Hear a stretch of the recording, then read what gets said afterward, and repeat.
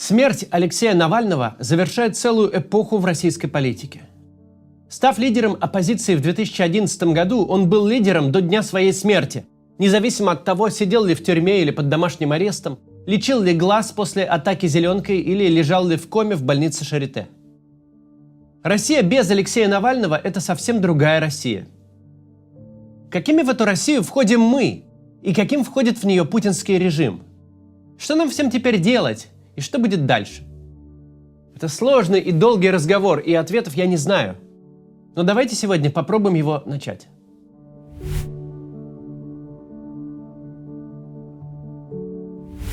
Начнем вот с чего. Раньше, когда мы говорили «война», то чаще всего имели в виду Вторую мировую. У нее реально будто бы есть сюжет. Точное начало, точный конец, очевидные результаты и последствия. Явное зло накатило на мир, творило кровавый ужас, но хорошие ребята собрались с силами и его разгромили.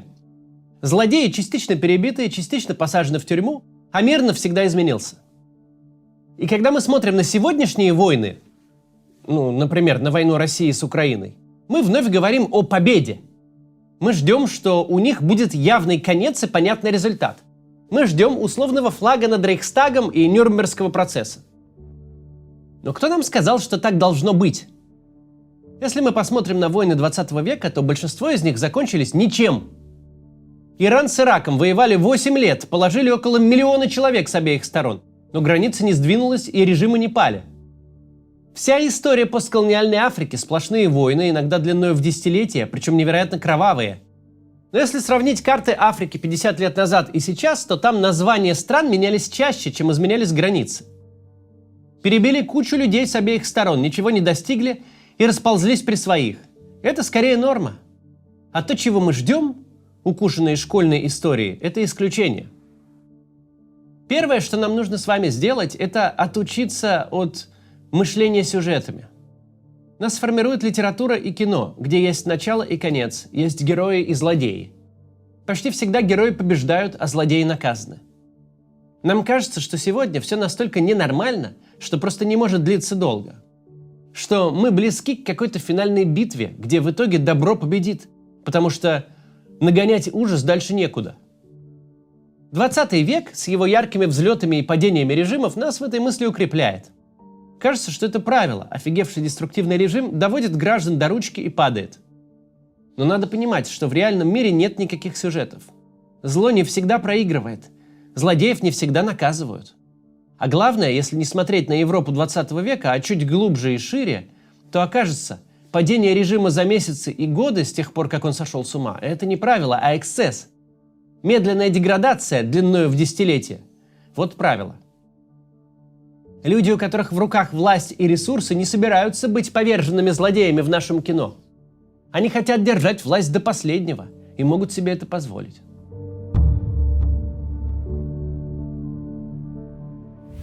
Не нужно быть большим аналитиком, чтобы знать, наш режим всю дорогу стоял на 2 ногах – силовой и политтехнологической.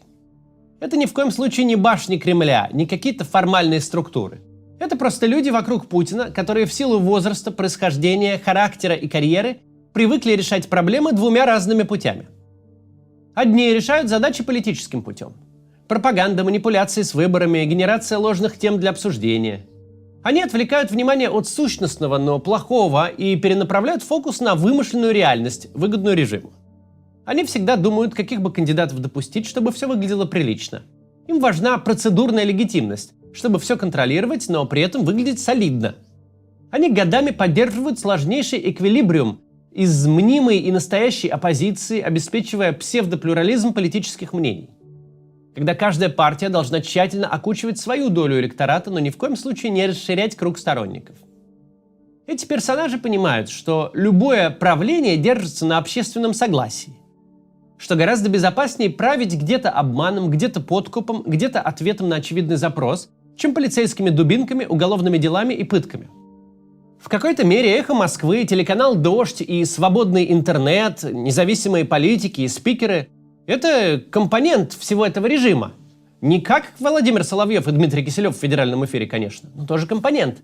Ведь активную часть общества нужно слышать и работать с ней, где-то уступая, где-то манипулируя, где-то присоединяясь.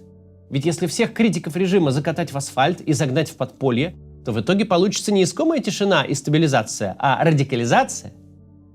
Именно политтехнологи привели Путина к власти. Они совершили невозможное. У них был тип без биографии, с нулевой известностью, без сторонников, безо всякого политического опыта. Он никогда и никуда не избирался, стеснялся камеры. Он был ставленником феноменально непопулярного на тот момент Ельцина. А через какие-то полгода стал безальтернативным кандидатом в президенты. Если не учитывать, сколько горя стране принесли их действия, если просто оценивать их профессионализм, как будто мы выдаем статуэтки политтехнологам, то избрание Путина в 2000 году – это потрясающий успех. Не нарисованные ЦИКом, а реальные десятки миллионов людей по своей воле отдали голос человеку, о котором ничего не знали. Политтехнологи знали, Москва не Магаданская область. Столичного мэра нельзя просто назначить. Мэру Москвы нужна собственная легитимность, не выданная из Кремля. Он должен пройти выборы, похожие на настоящие, насколько это возможно. За него должны поставить галочку реальные люди, а не сотрудники ГБУ «Жилищник». Допуск Навального, лидера оппозиции, был некоторым риском, но думали они, что риск допустимый, и он того стоит. Всю дорогу наш режим держался именно на политтехнологах. На тех, кто мастерски создавал впечатление и пудрил мозги миллионам. На тех, кто держал хитрый баланс между контролем и конкуренцией, цензурой и плюрализмом.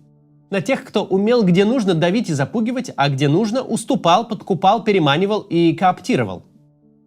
Вторая опорная нога режима существует в совершенно иной логике. Это те самые пенсионеры спецслужб, условный Патрушев.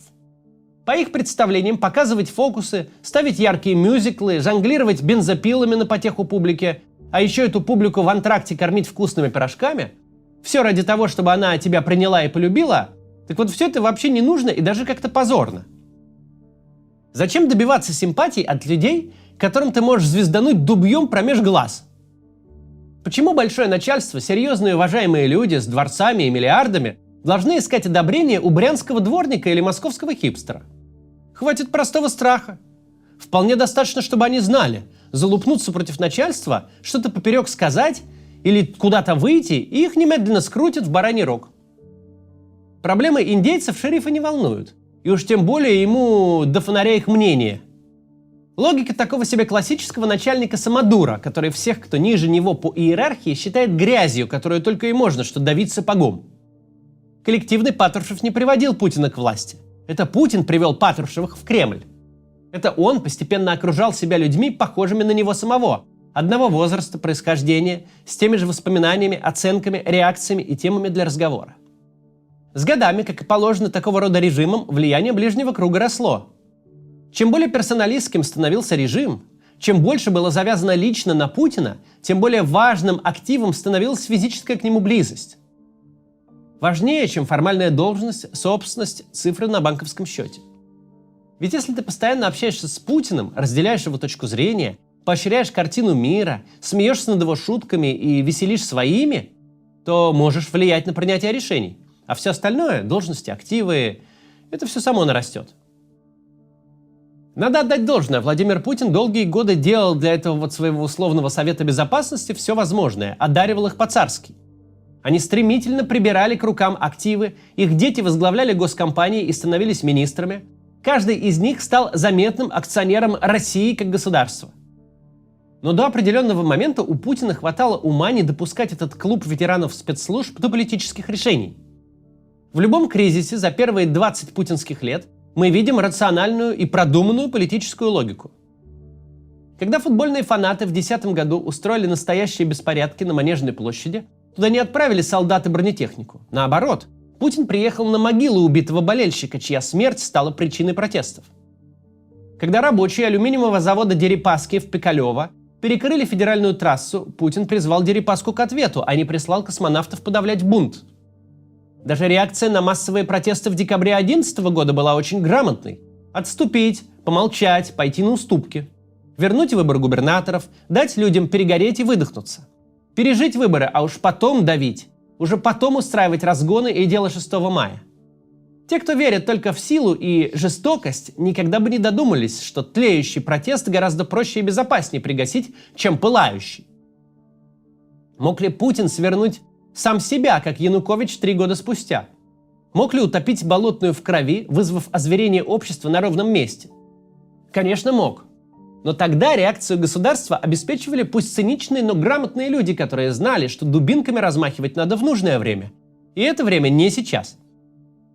Если бы Путин, придя к власти, сразу отдал политику в руки дуболомов, у которых на 7 бед один сломанный на Лубянке позвоночник, то мы уже давно забыли бы фамилию Путин.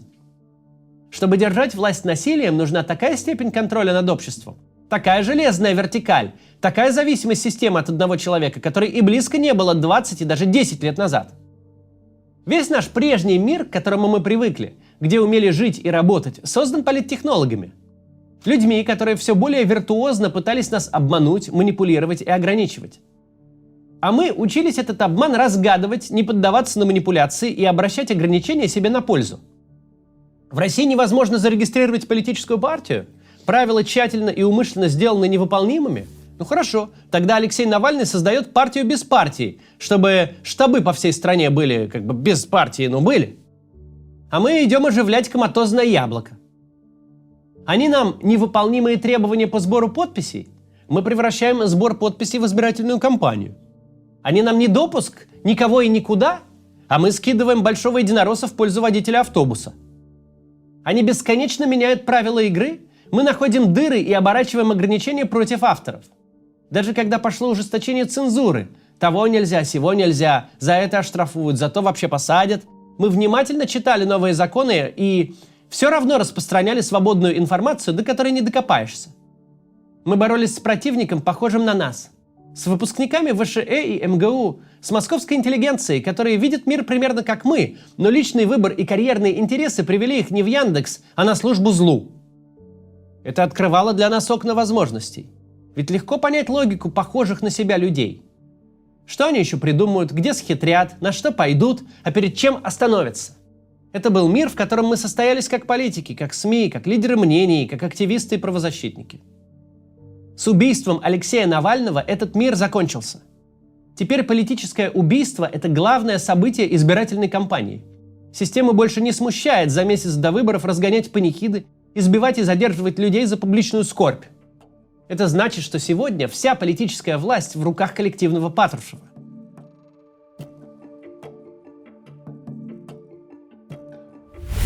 Есть одна избитая фраза, которую не хочется повторять, когда речь идет о трагической гибели человека. Человека, которого знали десятки миллионов россиян и по меньшей мере сотни тысяч искренне любили. Но как бы пошло это ни прозвучало в нынешних обстоятельствах, приходится снова и снова говорить, мы оказались в новой реальности. Мы оказались в новой реальности в 2012 году, когда Путин пошел на 3-й президентский срок. В 2015 году, когда убили Немцова. В 2020 году, когда Путин переписал Конституцию. Менее чем через 2 года Путин на пустом месте и безо всякой причины втянул страну в самую кровавую бойню со времен Великой Отечественной войны. И все это становилось для нас новой реальностью. Началом новой жизни, в худшем смысле этих слов. И вот после начала войны прошло 2 года. Казалось, что мрачнее быть уже не может. Граждане России даже смогли кое-как освоиться в кромешной тьме. И вот 16 февраля мы опять провалились в новую реальность. Лидер российской оппозиции, главный противник Путина на протяжении последних дюжины лет, убит. Началось время после Навального. Повторюсь, мы привыкли мыслить драматургически, искать в жизни воплощение сюжетов из голливудских фильмов, где империя зла может большую часть экранного времени гонять по далекой галактике горстку повстанцев, но победят неизбежно те, кто на светлой стороне силы. Голливудские фильмы весьма предсказуемы и комфортны для зрителя. В финале добро побеждает, а главный положительный герой никак не может погибнуть прямо посреди повествования. Пока протагонист не выполнит свое предназначение, он по сути бессмертен. Он сможет оправиться и восстановиться после любой полученной раны. И надо сказать, что Алексей Навальный, выживший после покушения, заставил многих из нас поверить в голливудскую сказку. В 2021 году мы увидели настоящее возвращение джедая. По закону жанра Алексей после прилета в Россию должен был преодолеть самые тяжелые испытания, которые обычно выпадают герою в конце истории. Затем, по сценарной логике, ему следовало победить финального босса. Но нет никакого сценария. Мы не в кино. А если сравнивать нашу теперешнюю реальность с кинофильмом, то это будут не «Звездные войны», а апокалипсис сегодня. Нет никакого закона природы, не существует таких физических формул, согласно которым победить должны именно мы. В реальном мире Люк Скайуокер может умереть, так и не заглянув в глаза императору. Волан-де-Морт способен убить Гарри Поттера, а Фродо Бэггинс имеет все шансы сгинуть, не дойдя до заветного вулкана. В реальной жизни на каждого Нельсона Манделу приходятся сотни и тысячи отважных людей, которые окончили свой жизненный путь за решеткой, президентами не став. У нас нет никаких гарантий на успех, на утверждение прав и свобод человека. Нет гарантии, что на территории Российской Федерации когда-нибудь возникнет прекрасная Россия будущего. Что же у нас тогда есть? У нас нет гарантий, но у нас есть шансы и вероятности. Можно увеличивать вероятность благополучного сценария и уменьшать вероятность неблагополучного. Мы здесь не власть, но мы активная часть общества с определенным набором инструментов для влияния на политическую жизнь страны. Мы точно не беспомощны и не обречены. Политику государства почти всегда определяет не пассивное большинство, а такие вот активные меньшинства. Большинство имеет ключевое значение на выборах, при условии, что люди массово идут на избирательные участки. Но голосование проходит не каждый день. Между выборами или, как в случае с путинской Россией, между электоральными мероприятиями, повестку задают сравнительно небольшие группы граждан. А основная часть общества просто тяготеет к той или иной группе. Даже согласно провластным вциомовским социологическим исследованиям, активных людей с выраженной антивоенной и гуманистической позицией гораздо больше, чем тех, кто открыто приветствует войну и готов деятельно поддерживать путинскую власть. Однако и люди наших взглядов, и те, кого мы называем зетниками, это небольшие социальные группы, а между ними большинство граждан России, которые могут тяготеть к одной из сторон, а могут просто замкнуться на себе и отстраниться от происходящего. И нет в описанной схеме никакого чисто российского проклятия. В развитых государствах все то же самое. Меньшинства борются между собой за симпатии комфортного и неповоротливого большинства. Мы с вами в меньшинстве. Это не приговор. Это не значит, что большинство зигует. Зигующих тоже меньшинство, причем заметно поменьше, чем нас с вами. Мы в силах показать большинству, всей остальной стране, что существует альтернатива. Мы можем распространять вокруг себя нормальность, говорить с людьми, привлекать и приближать их к себе. В 140 городах России прошли акции памяти Алексея Навального. Уже третий месяц подряд каждую субботу люди по всей стране выходят против бессрочной мобилизации, в том числе прямо у стен Московского Кремля. На каждого, кто выходит на улицу, приходится тысячи сочувствующих. Активные граждане нашей страны постоянно находят все новые способы заявить о себе и воодушевить окружающих. Если власть запрещает встать с плакатом, люди берут в руки цветы, чтобы положить их к статуе Тараса Шевченко, памятнику жертвам репрессий или воинскому мемориалу. Когда власть запретит оппозиционно настроенным россиянам возлагать гвоздики к монументу павшим в Великой Отечественной войне, а она может сделать и такое, россияне придумают еще какой-нибудь способ выразить свое мнение. Мы сделаем так, что путинская система заколебется запрещать то красные гвоздики, то белые платки и шарфы. Надо будет, мы символом протеста хоть герб Москвы сделаем. И пускай они потом запрещают Георгия Победоносца. Значит ли это, что мы обязательно победим? Нет, не значит. Мы не в сказке и не в фильме. Мы в мире вероятностей. Наше дело не ждать гарантированного хэппи-энда, а шаг за шагом увеличивать свои шансы, оставаясь при этом хорошими и порядочными людьми. Желать добра себе и другим. Всегда оставаться привлекательной альтернативой. Уважать себя. Уважать людей вокруг и перетягивать их на свою сторону. Сегодня я хочу закончить одним видео с кампанией Навального 2013 года. Я помню, как мы сидели в штабе перед самым голосованием и думали, что мы можем еще сделать. И тут вдруг просто появилось это видео. Из ниоткуда его сделали сторонники. Мы посмотрели его минимум раз 20, и, кажется, весь штаб тоже. Давайте посмотрим его сегодня. До завтра.